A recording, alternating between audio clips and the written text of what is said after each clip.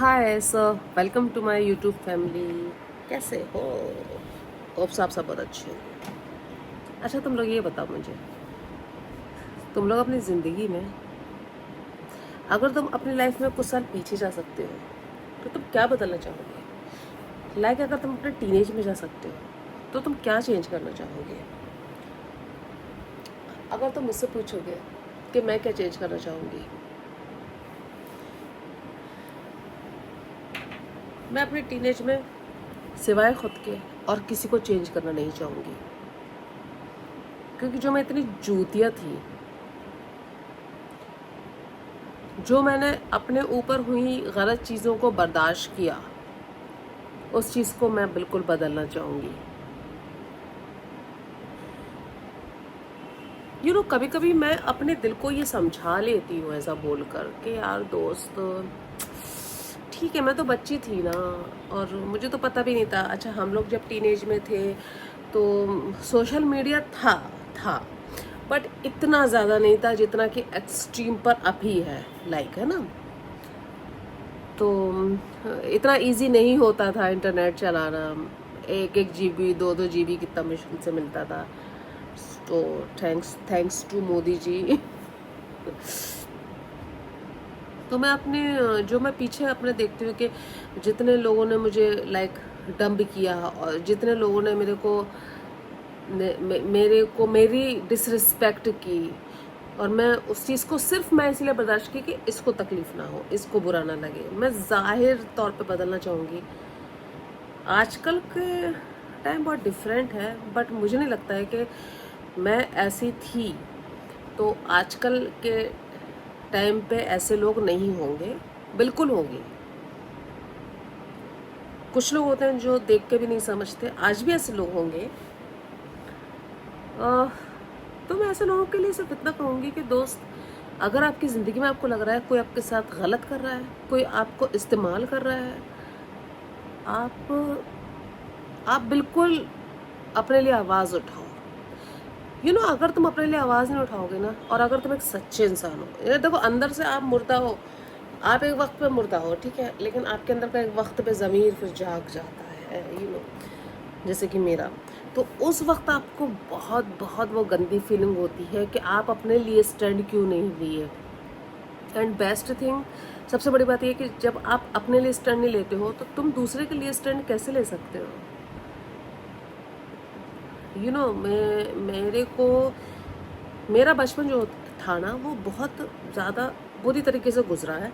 अगर मेरे नाते रिश्तेदार कोई देख रहे हैं इस चीज़ को तो उनको ही मालूम होगा, और जो मेरे अड़ोसी पड़ोसी हैं इवन वो भी। बचपन में तो ऐसा था कि सारी दुनिया ही मेरी दुश्मन थी।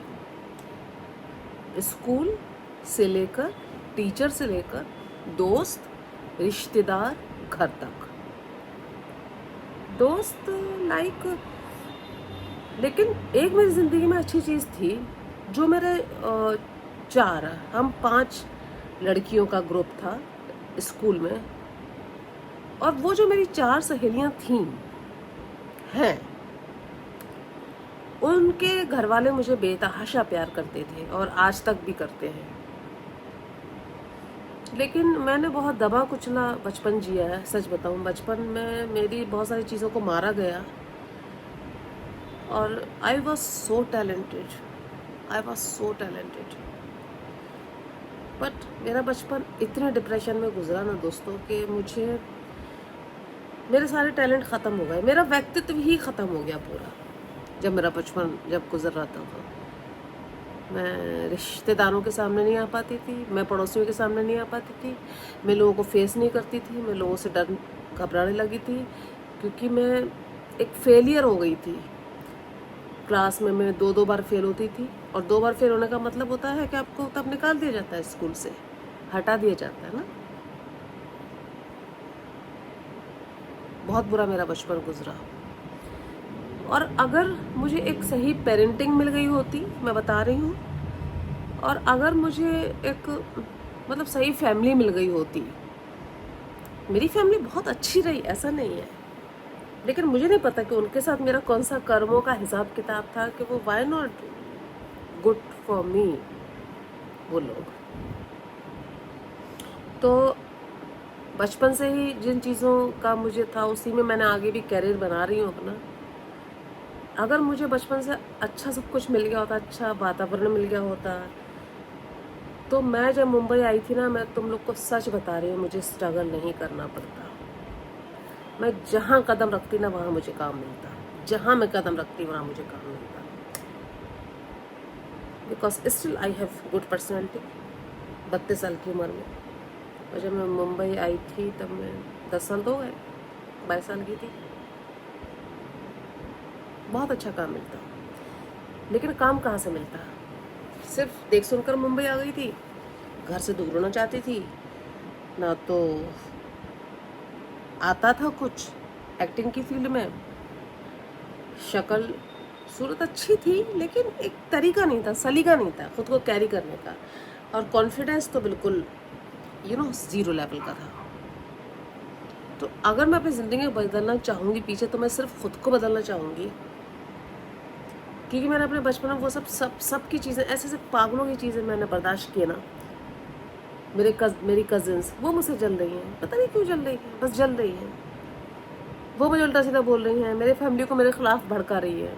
और भाई मैं सब कुछ देख रही हूँ, मैं समझ रही हूँ कि हाँ, इसको मेरे से जलन है, इसको मेरे से ये है।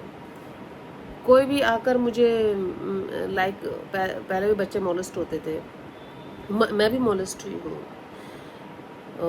मेरे घर वाले किसी को पता नहीं किसी को मेरे डैड भाई समझते थे, छोटा। तब मेरे डैड का जॉब कानपुर में था, तो वो हम लोग किराए पे रहते थे, तो वो उन्होंने मुझे गोदी में खिलाया था, चाचा। तो वो होंगे उस वक्त 12-15 साल के। तो जब मैं बड़ी हुई घर आते थे, तो उन्होंने मुझे मॉलेस्ट करने की कोशिश की। उन्होंने मुझे, फिर वो IAS ऑफिसर बन गए थे, उन्होंने मुझे मॉलेस्ट करने की कोशिश की। लेकिन घर में किसी ने मुझे विश्वास में ही नहीं लिया, किसी पे मुझे विश्वास नहीं था कि मैं किसी को इतनी बड़ी बात बता सकूं। कुछ लोग आज भी बच्चे डरते हैं अपने घर में अपने मॉलेस्ट होने की बात बताने के लिए।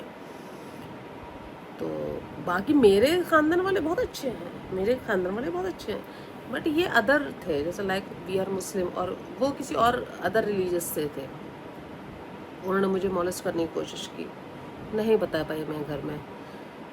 लाइक फिर मैं कोचिंग क्लास जाती थी, तो वहाँ लड़के मोलेस्ट करने की कोशिश करते थे। एक बार तो एक लड़के ने मुझे बहुत परेशान कर दिया था कोचिंग क्लास में।